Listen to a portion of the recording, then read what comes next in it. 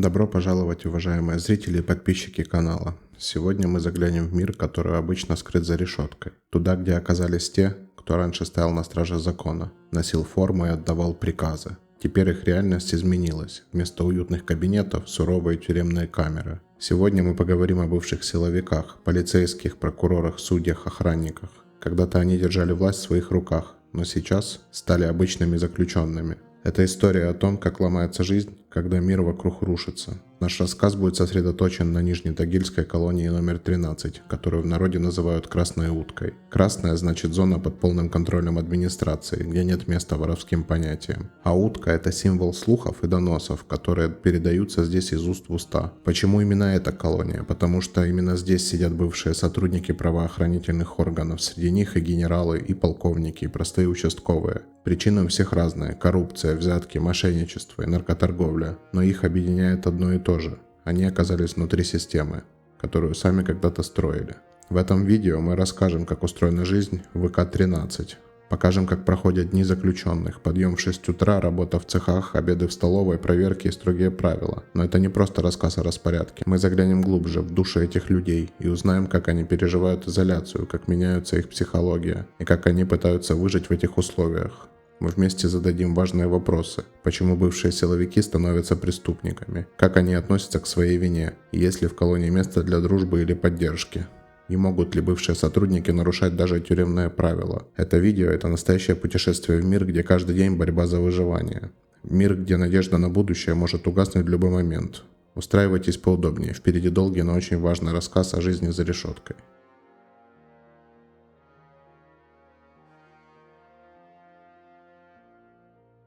Давайте углубимся в историю колонии, о которой идет речь. ИК-13, или как все ее называют «Красная утка», появилась в 1957 году. Тогда в стране еще не совсем отошли от сталинских лагерей, но контроль оставался жестким. Сюда отправляли не просто заключенных, а тех, кто представлял угрозу системе, коррупционеров, бывших партийных начальников, сотрудников силовых структур. Название «Красная утка» говорит само за себя. Красная значит зона полностью под контролем администрации. Здесь не действуют воровские понятия и законы, все подчиняются строгому уставу. Утка – это намек на доносы и слухи, которые в советские времена часто приводили людей за решетку. Эта колония быстро заработала репутацию одной из самых строгих. Здесь собирали бывших сотрудников правоохранительных органов, милиционеров, прокуроров, налоговиков, людей, которые когда-то вершили судьбы других, а теперь сами оказались за решеткой. Сегодня ИК-13 – это современное учреждение, рассчитанное примерно на 2000 человек. И не все из них бывшие менты, в привычном понимании. Многие сидят здесь за то, что раньше были всего лишь стажерами, срочниками или охранниками. Даже мимолетное касание системы может стать причиной отправки сюда. Зачем создают отдельные колонии для бывших силовиков? Все просто, в обычной зоне их быстро сделали бы изгоями, а здесь они все на равных.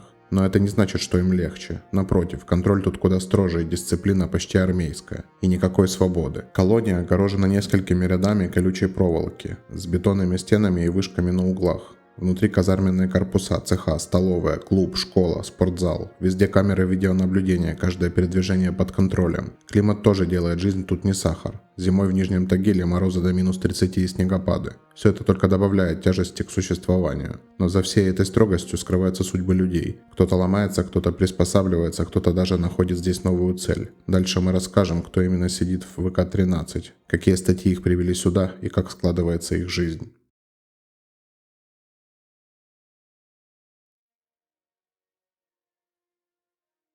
Кто же сидит в ВК-13, этой самой красной утке? Можно подумать, что только бывшие полицейские, прокуроры и судьи, но на самом деле картина куда сложнее. Колония рассчитана примерно на 2000 человек.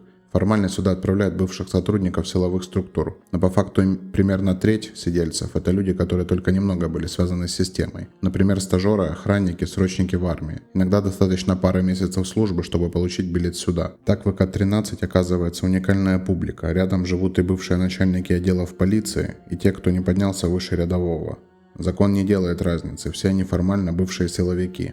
По каким статьям их сюда сажают? Самое распространенное – это коррупция, взятки, мошенничество, незаконный оборот наркотиков. Например, следователь мог взять деньги за то, чтобы замять дело. Инспектор ГИБДД за взятки закрывал глаза на нарушения, а начальник колонии покрывал поставки наркотиков. Бывает и хуже. Организация преступных групп, насилие, крупные хищения. Некоторые сидят по 10-15 лет. Есть и истории вроде бывшего генерала-майора, который попался на мошенничестве и получил 6 лет. Или начальника районного отдела, севшего за взятку. Интересно, что среди сидельцев много людей с хорошим образованием. Юристы, экономисты, управленцы. Но даже их знания здесь мало помогают. Наоборот, администрация может использовать их как редакторов стенгазеты или библиотекарей. Есть и рецидивисты, те, кто уже сидел раньше и вернулся обратно. Для них есть специальные отряды, которые ВК-13-2. Важно, что в отличие от обычных зон, где бывших силовиков сразу опускают, в Красной Утке таких понятий нет. Все живут по одному уставу. Конечно, и тут есть своя иерархия. Кто-то уважаем, кто-то держится в стороне. Но здесь это определяется не воровским статусом, а умением ладить с другими. Отдельный слой – это бывшие сотрудники ФСИН. Для них попасть в ВК-13 – двойной удар. Вчера они сами следили за порядком, а сегодня сидят вместе с теми, кого раньше карали. Некоторые из этих людей даже сумели занять неформальные позиции. Например, бывший следователь стал наставником для новичков, помогает им освоиться. Или бывший ФСИНовец ведет кружок самодеятельности. В ВК-13 каждый заключенный – это отдельная история, полная драмы, попыток сохранить себя, приспособиться к жизни за решеткой. Дальше мы расскажем, как устроена жизнь в колонии, от распорядка до питания и бытовых мелочей.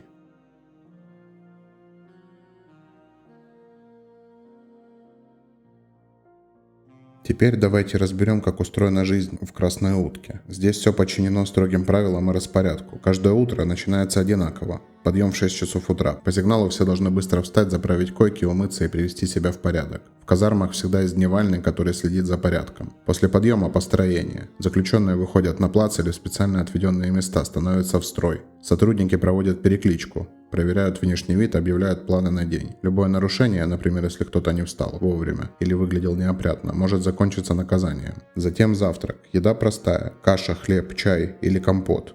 Ложки у каждого свои, вилок не дают из соображений безопасности. Для мусульман предусмотрено меню без свинины. После завтрака работа или учеба. Кто-то идет в швейный или кузнечный цех, кто-то в школу или ПТУ. На работе тоже строго.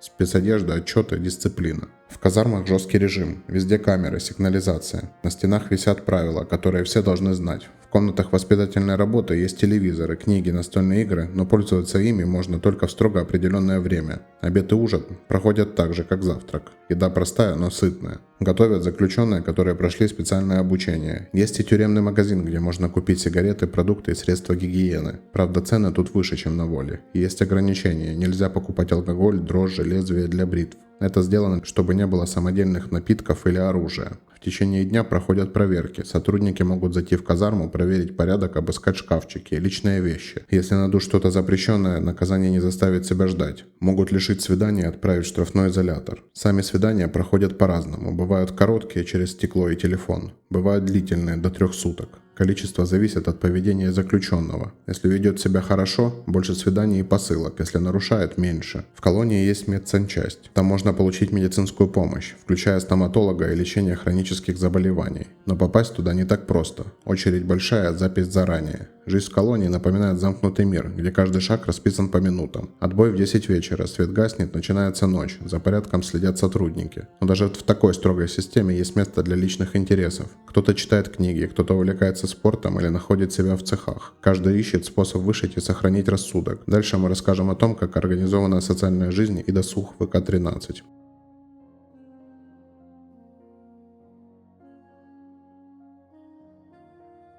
Несмотря на строгий распорядок, в ВК-13 есть место для досуга и общения. Это не только возможность отдохнуть, но и способ сохранить рассудок и немного почувствовать себя человеком. В колонии есть клуб и актовый зал, где проходят концерты, показы фильмов и тематические вечера. Там же находится и библиотека с книгами на любой вкус, от классики до современных детективов. Для многих чтение – это спасение, возможность уйти мыслями за пределы колонии. Особое место занимает музыкальная самодеятельность. Музыкальные вечера приурочены к праздникам или важным датам. Это помогает заключенным сплотиться и немного отвлечься от рутины. Спорт тоже играет важную роль. В колонии есть тренажерный зал. Туда пускают только тех, кто не нарушает режим. Здесь можно заниматься позаниматься на тренажерах с гантелями, штангой. Для бывших силовиков, которые раньше держали себя в форме, это особенно важно. Кроме спортзала есть площадки для командных игр, футбола, волейбола. Проводятся даже мини-турниры, приуроченные к праздникам. Это помогает снять напряжение и развеяться. На территории колонии есть церковь, где можно поговорить со священником, исповедоваться и принять причастие. Для многих это не просто религия, а способ найти поддержку и надежду. Также работают кружки по интересам, шахматы, рисование, литературный клуб. Кто-то пишет стихи, кто-то участвует в спектаклях. Это помогает сохранить личность и развить таланты. Интересное место – оранжерея в облегченном отряде. Там заключенные ухаживают за растениями. Это маленький кусочек живого мира, который помогает отвлечься от тяжелой реальности. Но доступ к досугу – это привилегия. Нарушители режима попадают в штрафной изолятор, где нет ни книг, ни музыки. Там человек остается один на один с собой. Так что социальная жизнь и досуг ВК-13 – это не только развлечение. Это шанс сохранить психику, наладить общение и хоть немного почувствовать себя частью общества. Дальше мы расскажем, как устроена работа и образование в колонии.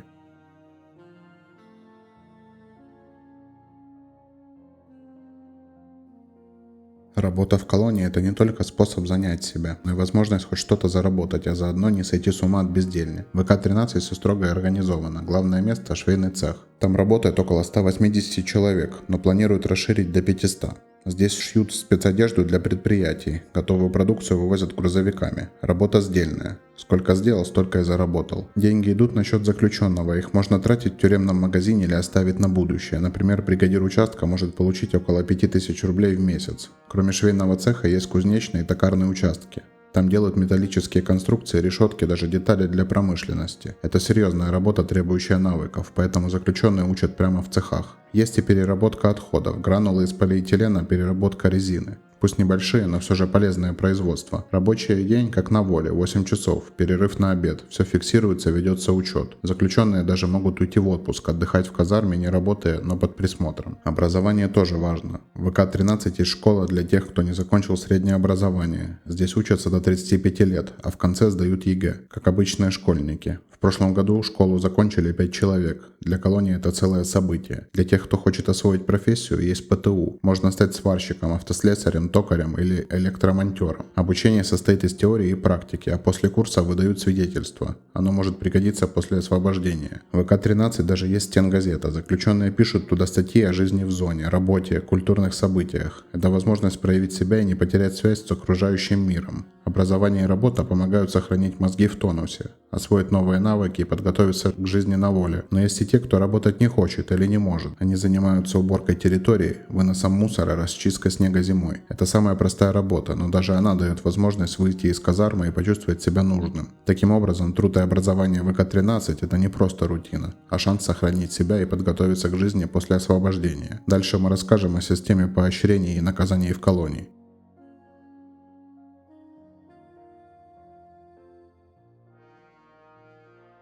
В любой колонии есть система стимулов, поощрений и наказаний. В ВК-13 она особенно строгая. Начнем с приятного. Если заключенный соблюдает правила, работает, участвует в жизни коллектива и не имеет взысканий, его могут перевести в отряд с облегченными условиями. Там комнаты похожи на общежитие. Паркет, обои, жилье на 4 человека. Можно даже поиграть в бильярд или ухаживать за растениями. Количество разрешенных свиданий и посылок тоже увеличивается. До 6 в год. Если все идет хорошо, заключенного могут перевести в адаптационный отряд, который готовит к возможному условно-досрочному освобождению. Там контроль мягче, больше свободы. А если вести себя образцово, работать, учиться, участвовать в жизни зоны, можно подать прошение на УДО, но это уже решает суд. А теперь о плохом. Любое нарушение, драка, отказ от работы, хранение запрещенных предметов может привести к лишению свиданий и отправке в штрафной изолятор. ШИЗО – это маленькая камера с бетонными стенами и минимум удобств. Там нет книг, телевизора, общения, еда скудная, прогулки ограничены. Даже несколько дней в таком месте оставляют глубокий след. Если нарушения повторяются, заключенного переводят в строгий отряд. Там жесткий режим, минимум свобод, сокращенное число посылок и свиданий. Обычно туда попадают за побеги, драки, серьезные проступки. Кстати, в ВК-13 есть свои легенды о побегах. Например, группа заключенных сумела выбраться через подземные коммуникации. Их так и не нашли. Или один заключенный пытался уехать из зоны, спрятавшись под грузовиком. Его поймали на досмотре. Эти истории быстро становятся легендами, которые обсуждаются годами. Но администрация после каждого такого инцидента усиливает контроль, обновляет систему безопасности, проводит новые инструктажи, Система поощрений и наказаний ВК-13 как социальный лифт. Хочешь свободы — веди себя правильно. Оступишься — катишься вниз.